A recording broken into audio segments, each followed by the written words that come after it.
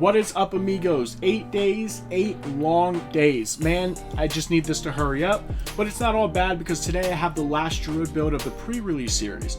Tomorrow we'll be focusing on a different class. Today we have the Werewolf Toxic Spewing, and this is just really harder than it should be to come up with cool names, but this is just my Rabies and Shred Werewolf build. As always, if you guys are interested in more Diablo 4 content, hit that like button and subscribe. So Rabies and Shred Werewolf might be one of the fastest leveling builds for Druid. I had a build that was just like this in the first beta test, and I even said that it would be the fastest leveling build for that beta test. I think it would be the case also for full release. This build acts just like Rend and Bleed build that Barbs were running, and that they will still run. You stack your poisons, in this case, more and more, and move on and let the enemy bleed out, just like the Rend build. This time, we have a lot more AoE capability, and from Shred and Rabies spreading to other targets.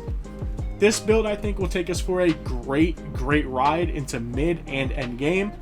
I played a Shred Poison build in the Ashava Server Slam event, and it was pretty crazy how constant the damage was, without a single legendary item. It's worth mentioning that I also was just a fresh 20. I didn't even have a rare past level 10 requirement. So aspects, like every other build, are going to make this build pretty crazy between stacking attack speed, and one notable one is aspect of the alpha, which turns our wolves into werewolves, and they can spread rabies. They also deal increased damage, and wolves already do an insane amount of damage, especially after the buff. So you can take this build and transform it into a hybrid werewolf poison summoner, which is also pretty great. So real quick, let's talk about the pros and the cons. So the first pro, I honestly think it's a very fun build. If you are into the dot and go builds, just like Bleed Barbs and any other dot class in any other game, you'll enjoy this build. You shred, you claw, you pop rabies, and you just go. It's a very easy to play and simple build. It has very strong AoE between your dots. You poison your targets and it spreads automatically, or you can sit and shred is an AoE attack in its own. It also has stacking poison damage on a single target, which will scale pretty well. No legendaries, again, are needed. It plays great with trash gear. Poisons and bleeds are pretty damn OP in Diablo 4. We have another great Keystone passive, I feel, and the last pro, it's going to be a fast leveler. I do really think that this build is going to be very fast because of how much poison does, especially early game. Now for the cons, you guys can already expect to see it, and I'm sure you're anticipating it, but it's mobility. Mobility is always, again, going to be a big Druid con. And the only thing we can do in here is put a few points in a movement speed passive when we are a werewolf, because we aren't going to run trample like our other two builds. The build also can feel very squishy at times. It's not going to be as tanky as werebears. We really have to build into the layers where we can with certain passives, and we are going to have to look into getting aspects late game because, again, we don't have a lot of life leech. We don't have any of that good stuff. Another con is we're not going to have a lot of skill or keystone flexibility. It's pretty cut and dry. And the last con, like always, is min-maxing. So in this case, min-maxing isn't going to be hard. Of course, in my written guide, I will list everything that you should be looking for. The thing that's going to be tricky for people is how tedious it's going to build to also build into defensives, and also try to stack your poison damage, crit chance, and crit damage. So let's start off with our skills. Here we're going to be using Claw. Now, the reason we are going to be using Claw is because of the attack speed behind Claw. And we get an extra 10% attack speed with Enhanced Claw. Then we go into Wild Claw, which gives us a 10% chance to attack twice. So the whole purpose of this is that we want to spam Claw and just keep regenning that spirit as much as we can in a brief amount of time. That way we can just keep spamming Shred. Speaking of Shred, this is Shred. So if you aren't familiar with the skill, it has 3 stages. It attacks 3 different times, the third attack being the quote-quote finisher, dealing the most damage of the attack. So Enhanced Shred gives us 30% attack speed and heals for 1% of our max life if an enemy is struck. And Raging Shred gives us a poison on our third quote-quote finisher and applies 51% poison damage over 5 seconds. Our defensive of choice is Bulwark. Again, we choose this. We can also, there's a little bit of breathing room here if you want. You can run Cyclone armor, which gives you just a passive non-physical damage reduction, but I really do like the barrier over everything, especially when we go into Enhanced Earthen Bulwark to give us the unstoppable effect. And then we also go to Preserving to give us Fortify. We run Wolves, and we actually stack this. This is not going to be as passive heavy as our other Druid builds. We opt to stack Wolves because of the potential that Wolves have with this build. So Wolves do a ton of damage, especially if you consistently use the active ability to mark your target and forcing your Wolves to attack that one target. Enhanced Wolves do more damage to immobilized, stun, slowed, or poisoned enemies. That's the big thing, poisoned enemies. And then Ferocious, our Wolves will have a chance to fortify us for 5% base life per hit. Now Rabies. Rabies is something that we apply on a single target, and over time it will infect other targets. We take Enhanced Rabies, which increases the duration of the poison itself, dealing 30% bonus damage at max duration. We have a choice here between the next two modifiers.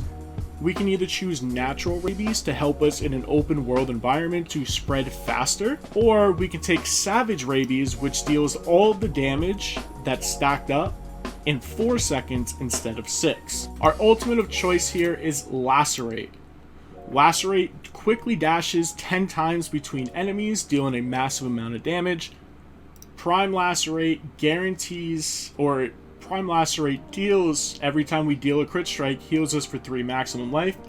Supreme Lacerate, the initial strike is a guaranteed crit and deals 150% increased damage, totaling the total amount of damage on the first hit for 500%. Now on to our Keystone passive. Our Keystone passive is Ferocity.